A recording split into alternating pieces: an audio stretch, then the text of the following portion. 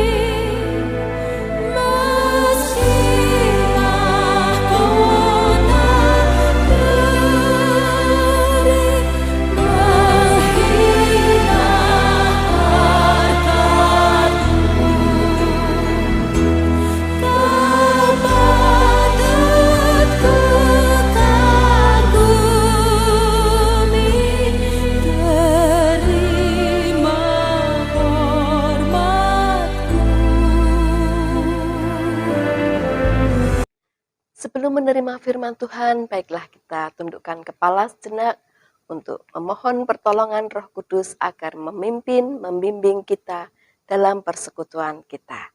Mari saya hantarkan. Segala puji dan syukur kami persembahkan dalam hadirat-Mu ya Allah, Bapa yang bertahta di dalam kerajaan surga yang mulia. Allah yang senantiasa kami puji, kami sembah, di dalam nama Tuhan kami, Yesus Kristus. Terimalah salam dan hormat kami ya Bapa. Sungguh kami mengucap syukur atas nafas kehidupan yang Tuhan berikan untuk setiap kami. Kami mengucap syukur atas penyertaan-Mu yang sempurna dan berkat-berkat yang telah Tuhan limpahkan di dalam kehidupan kami. Terutama kami mengucap syukur ya Bapa, karena pada malam hari ini kami pulih bersekutu bersama dengan saudara-saudara kami di GKJ Semarang Timur, walaupun secara online. Bapa di surga, kiranya Bapa berkenan membuka mata, hati, dan telinga kami, berkenan untuk memberikan kami hikmat marifat-Mu, sehingga kami pulih mengerti setiap firman yang akan kami terima dari Engkau. Lembutkan hati kami, sehingga hati kami siap untuk ditaburi benih-benih firman-Mu. Di dalam nama Tuhan kami Yesus Kristus, kami berdoa dan mengucap syukur. Haleluya. Amin. Bapak Ibu Saudara yang dikasihi Tuhan, sebagai dasar firman untuk kita bersekutu pada malam hari ini, saya akan bacakan dari Injil Lukas pasal yang ke-23 ayat yang ke-46. Injil Lukas pasal yang ke-23 ayat yang ke-46, demikian firman Tuhan. Lalu Yesus berseru dengan suara nyaring, "Ya Bapa, ke dalam tangan-Mu kuserahkan nyawaku." Dan sesudah berkata demikian, ia menyerahkan nyawanya. Demikianlah firman Tuhan. Berbahagialah kita yang mendengarkan firman Tuhan, memeliharanya, dan tekun untuk melaksanakannya. Haleluya. Amin.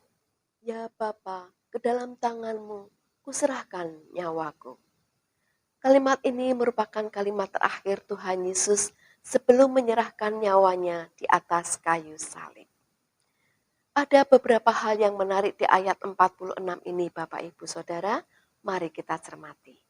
Hal menarik yang pertama, di awal ayat 46 dikatakan bahwa Yesus berseru dengan suara nyaring, bukan sekedar diucapkan biasa. Sebenarnya bisa saja Tuhan Yesus mengucapkan dengan tidak berseru nyaring, karena Bapaknya pasti akan mendengarkan seruannya. Namun Tuhan Yesus mempunyai maksud agar orang-orang memperhatikan apa yang Ia serukan. Ia ingin menunjukkan bahwa Ia adalah Sang Mesias yang diutus oleh Bapaknya. Hal menarik yang kedua adalah kalimat terakhir Tuhan Yesus di atas kayu salib merupakan perkataan yang sangat-sangat luar biasa. Mengapa? Sadarkah Bapak Ibu Saudara bahwa tak seorang pun manusia mampu menyerahkan nyawanya kepada Allah? Memang manusia mempunyai nyawa, namun tidak memiliki kuasa atasnya. Allah memberikan nafas kehidupan kepada manusia. Namun pada saatnya Allah pasti akan mengambilnya kembali. Ya, menjelang kematiannya, manusia tidak mampu melepaskan nyawa dari tubuhnya dan kemudian menyerahkannya kepada Allah. Lalu, apa sebenarnya yang terjadi pada saat manusia mati? Pada saat manusia mati, sebenarnya manusia secara pasif menanti saatnya Allah mengambil kembali nyawanya. Namun tidak demikian halnya dengan Yesus. Pada saat menjelang kematiannya, Yesus mengumpulkan seluruh kekuatan yang tersisa di dalam tubuh manusianya yang hancur. Kemudian ia berseru dengan suara nyaring, "Ya Bapa, ke dalam tanganmu kuserahkan nyawaku." Setelah itu Yesus mati. Ini menunjukkan bahwa Yesus memiliki kuasa penuh atas nyawanya. Dan Yesus dengan sukarela menyerahkan nyawanya kepada Allah. Tidak seperti manusia manapun, Yesus tidak pasif di dalam kematiannya. Ia tidak menanti maut menjemputnya. Ia tidak menunggu dengan tidak berdaya hingga kematian mengakhiri nafasnya. Yesus bahkan tidak menanti Allah Bapa mengambil nyawanya, tetapi ia menyerahkan nyawanya kepada Bapa. Injil Markus mencatat bahwa Pilatus, wali negeri yang menjatuhkan hukuman mati atas Yesus, sangatlah heran ketika mendengar Yesus telah mati. Mengapa Pilatus heran?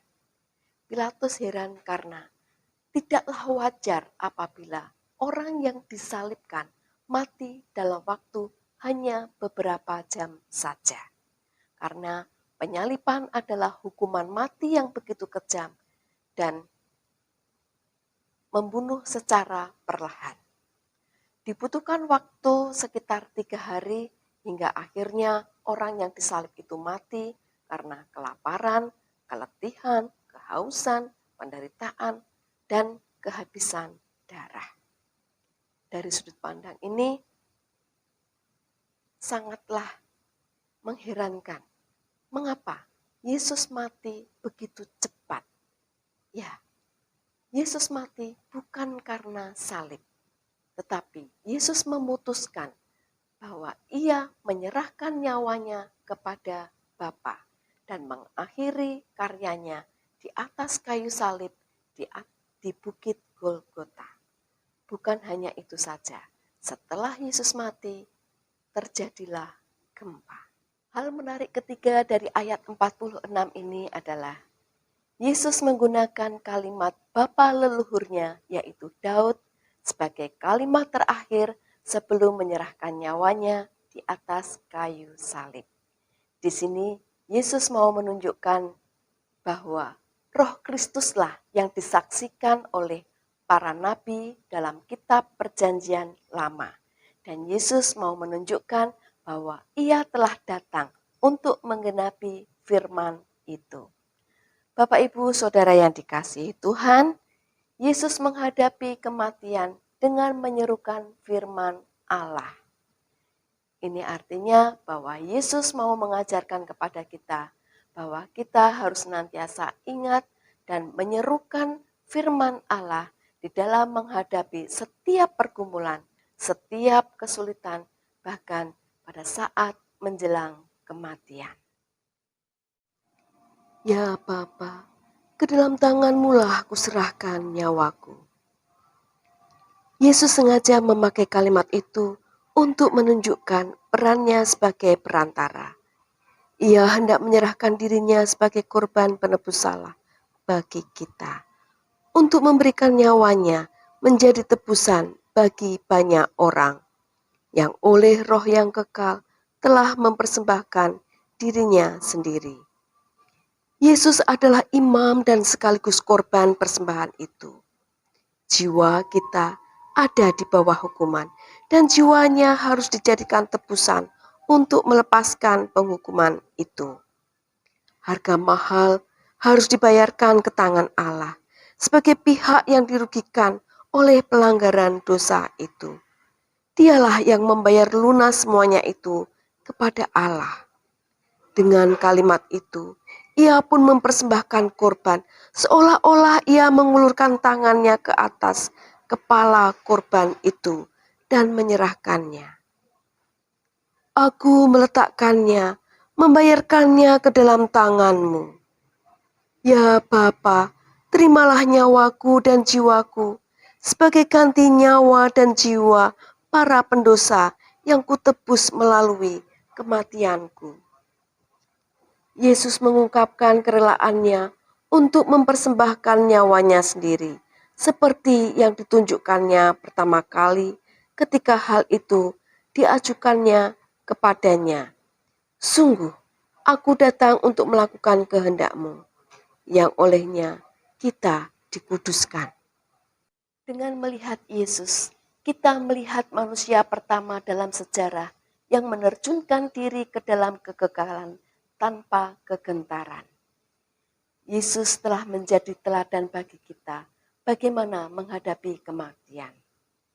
Yesus yang telah menang, memimpin kita masuk ke dalam kemuliaan. Jika hidup terasa sulit dan berat, jika kepedihan tak kunjung berakhir, jika bahaya masih juga mengancam dan situasi tidak menunjukkan tanda-tanda ke arah kebaikan, serta rasanya kematian semakin mendekat, masih bisakah kita memanggil Allah dengan sebutan Bapa? Apakah Bapak, Ibu, Saudara, dan saya masih bisa memanggil Allah dengan sebutan Bapa pada detik-detik menjelang kematian? Apakah seruan Bapak, Ibu, Saudara, dan saya masih didengar oleh Bapa? Jawabnya adalah ya, karena Yesus menjadi teladan bagi kita. Ya Bapa, ke dalam tangan-Mu kuserahkan nyawaku. Saat ajal mendekat, kita serahkan roh kita ke tangan Allah sebagai Sang Bapa untuk disempurnakan di dalam kekudusan dan kebahagiaan. Kita harus menunjukkan kerelaan hati untuk mati dan percaya dengan sungguh-sungguh akan kehidupan setelah kematian, serta menginginkan kehidupan itu dengan berkata, "Ya Bapa, ke dalam tangan-Mu kuserahkan nyawaku." Amin. Bapa, kami sungguh mengucap syukur boleh belajar dari perkataan terakhir Tuhan Yesus di atas kayu salib sebelum menyerahkan nyawanya bagi korban penebusan dosa-dosa kami. Ini semakin menguatkan iman kami bahwa pengharapan kepada Yesus tidak sia-sia dan semua sudah dikerjakan secara tuntas. Ini memberikan kepastian bahwa keselamatan hanya ada di dalam satu nama, nama Tuhan Yesus. Kami juga diajarkan supaya menyerahkan seluruh kehidupan, pergumulan, dan kesusahan kami hanya kepada Tuhan Yesus, karena hanya Dialah yang mampu menyelesaikan bagi kami. Beralaskan kasih karunia dan damai sejahtera dari-Mu Bapa, kami akan melanjutkan perjalanan kami. Ampuni segala dosa dan pelanggaran kami, pimpin, tuntun, dan sertai kami. Dalam nama Tuhan Yesus kami berdoa dan mengucap syukur. Haleluya, amin.